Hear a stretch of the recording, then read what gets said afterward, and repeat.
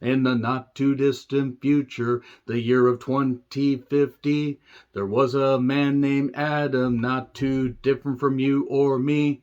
He realizes the world is really fucked, so he steals a ship and creates a wormhole to get back to the distant past and stop time travel from existing. But he malfunctions when he's shot by a mysterious person. So instead of going to 2018, he ends up in 2022. Holy shit, that's the year we're in. Oh my god, it's so realistic. And then he meets his younger self, says life ain't easy from here on out, but don't worry, we're gonna make it better by stopping time travel technology from existing in this world. Well, The Atom Project is a Netflix original directed by Sean Levy, who directed Big Fat Liar, Just Married, Cheaper by the Dozen, the 2003 edition. And also, the Night at the Museum movies, Date Night, Real Steel, Free Guy, he really directed a whole lot of movies, written by 4 different people. 4 different people wrote this movie. Among them were Jonathan Trooper, Super Trooper as it were, who wrote the Warrior TV show, T.S. Newton, who wrote the Maze Runner movies, Phoenix Forgotten, Phoenix Forgotten. What a painful movie that was. What a painful found footage schlockfest that was. Jennifer Flackett, who also served as one of the producers, wrote Wimbledon, Little Manhattan, Madeline, the 1998 edition, Nim's Island, Journey to the Center of the Earth, and creator of the movie, or the show, Big Mouth. Big Mouth, that show, that Netflix show is so goddamn fucking stupid. Why do people like Big Mouth? And now that all the Big Mouth fans have left the channel, all 5 of them, let's talk about the other writer. Mark Levin, not Mark Lewin, not the famous wrestler that had a body that was like chiseled out of great granite, and copy and paste basically from from Jennifer's accolades, because he had a hand in all those, as well as being a creator of Big Mouth. So yeah, that worried me a little bit, but Sean Levy has directed some good comedies and directed some good family, like stuff with a good family dynamic, and it stars Ryan Reynolds. And when Ryan Reynolds is on, he is really goddamn good. And then he could also be the Green Lantern Ryan Reynolds, which wasn't necessarily his fault, but it wasn't a great movie. And by not a great movie, I mean that movie pretty much fucking sucked as far as a superhero movie. It looked terrible despite the fact that it had a $200 million budget. But anyway, he plays Big Adam, or Older Adam, as it were. They kind of, and Adam, by the way, not A-T-O-M, as funny as that would have been. No, he ends up in the year 2050. He's doing some kind of weird spacey stuff. He's been shot and he creates a wormhole and goes back into the past. To do what? Well, we find out here in a little bit. Spoilers will come up in a little bit. He meets young Adam, Walker Scobell, who I gotta say basically had great banter with Ryan Reynolds. That's one thing I do automatically have to put over. They had great banter. It was like a young Ryan Reynolds and current Ryan Reynolds, and the writing was pretty damn crisp. Despite the fact there were 4 people that wrote this movie, there was some pretty damn good witty writing and some really sweet, endearing moments with the family dynamic. The movie is not necessarily a landmark achievement of sci-fi-ish drama and like great smarts as far as time travel and technology and wormholes and all that sci-fi speak. But it's got a good, endearing family, dynamic that really sets it above what I thought this was going to be. I remember seeing the trailer during the Super Bowl and thinking, well, this isn't going to be very good. It looks like they put a lot of money into it. Netflix tends to do that with some of their originals, like Red Notice. Boy, did they put a lot of money into that. They could have put some money into Gal Gadot's acting ability, but nothing can save that. Enough burying Gal Gadot for no reason. Check out my Red Notice review if you would like. Basically, he ends up running into young Adam, and through a series of events, basically coaches young Adam on how to help, treat his mother a little bit better. His mother, played by Jennifer Garner, who I guess her alias now is playing Mothers, even though she looks the same as she did in Alias. And also Mark Ruffalo's in this. And Catherine Keener's in this. I still would, and you still would too. Zoe Saldana is also in this. It's got a pretty good cast. After that, there's some recognizable faces, but some I just simply can't place. But as far as big budgety sci-fi movies with a family dynamic twist, this is certainly way above some of the other ones. I was really worried this was going to end up being cheesy and ridiculous, like some Ryan Reynolds movies. but actually turned out to have a sweet, soft center to it, a rich nougaty center, rich Corinthian. No, not like that. It turned out to have a sweet, center to it that really got to me, because you have to wonder, okay, how would I be able to handle this if time travel did exist? What would I go back and do? Would I go back and change anything? If you change anything, would it affect the time that you're in? Could it be like Samurai Jack, and do you need to get back to your own time? All these questions and less are answered in this movie. It's basically just a fun romp for about 96 minutes.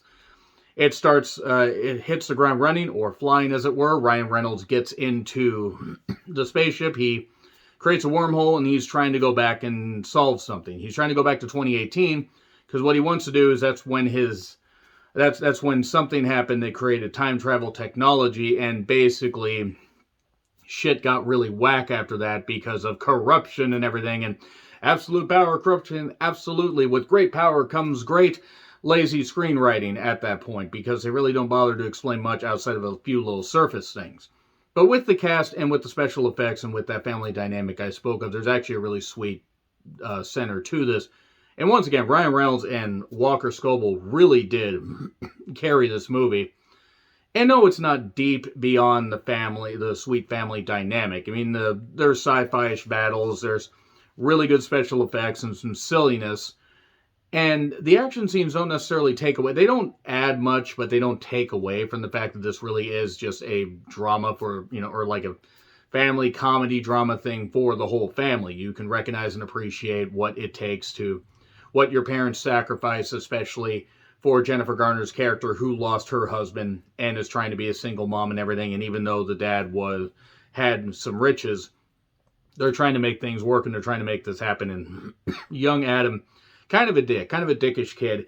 He does do a lot of wisecracking. They really tried to find somebody that kind of looked like a young Ryan Reynolds and did a lot of the same snark and everything. In fact, it was just like copy and pasting, taking a little genetic thing. It was like they made Basket Case, but with Ryan Reynolds and better screenwriting, because Basket Case was kind of absolutely fucking shit. But they made it where like, oh, it's a conjoined twin. It popped off, and instead of killing, just does wisecracking stuff. Sorry if I spoiled Basket Case for you all. It's been out for about 40 fucking years. And from there, we find out what this plot, what led to the world being fucked in 2050. And it turns out that Ryan Reynolds actually had a wife, Laura, played by Zoe Saldana, who he knows that she did some traveling, and he thinks that Catherine Keener's character, easy for me to say, Maya Sorian, the Mayas, causing an issue with time. Wait, that's the Mayans causing an issue with time. Not the television show Mayans. Let's get back to this review. Let's go away from, having all the weird tangents and all the fun. It turns out that there was a, sinister plot that basically was trying to overthrow this whole thing, and instead of using this technology for good, it was used for evil. And therefore, in 2050, as Ryan Reynolds describes, you see in Terminator movies, so that's 2050 on a good day. Basically, things are really not great. Now, they don't show any of this stuff. We just have to find out through his dialogue. But it does have a good, endearing quality to it that actually really did stick with me. And considering, how much I love my family, and I think many of us love our families, especially even those that maybe aren't blood, we love the people that we stay in contact with. There was some good, endearing stuff about it. It's not perfect. The writing at times stumbles a little bit, even though there is that good, endearing stuff with the family. It does get to where it gets a little silly. And there's really not a sense of danger. It's very whimsical. And it handles the whole idea of time travel existing and everything with a sense of whimsy and wonder that you have to think that the writers weren't going to take this too seriously. Neither should anybody. If you try to think too deeply into this, you're not really going to get very far. You're not going to get very far. You're probably not going to enjoy it. And I will definitely say this movie's not perfect, but it is one of the better Netflix originals that has been out in a while. I would put this on par with Red Notice.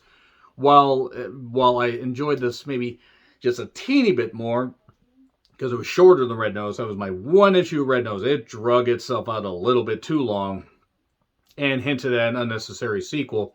This kind of just seemed to wrap everything up nicely, or maybe it didn't. Who knows? Let's get into spoilers here, but it's on Netflix. Watch it, especially if you have a Netflix subscription. Otherwise, it'd be really hard to watch it. Otherwise, let's just get into spoilers.